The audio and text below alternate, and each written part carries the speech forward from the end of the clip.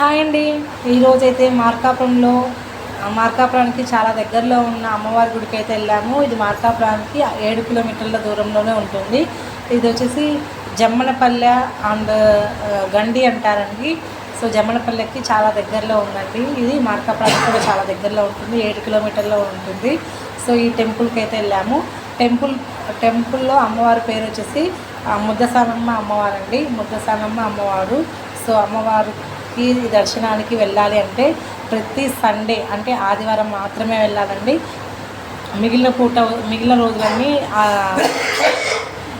మిగిలిన రోజులు మనకి గుడి అనేది తెరవరు. ఓన్లీ సండే పూట మాత్రమే గుడి తెరుస్తారు. సో వెళ్ళాల్సిన భక్తులైతే రావాల్సిన భక్తులందరూ ఆదివారం పూటే వస్తారండి. ప్రతి ఒక్కరు చాలామంది వస్తారు. ఆదివారము చాలా బాగుంటుందండి ఇక్కడైతే. సో మేము వెళ్ళేటప్పుడు తీసినటువంటి క్లిప్స్ అండి ఇవి. సో చాలామంది వెళ్తారండి ఆటోలో.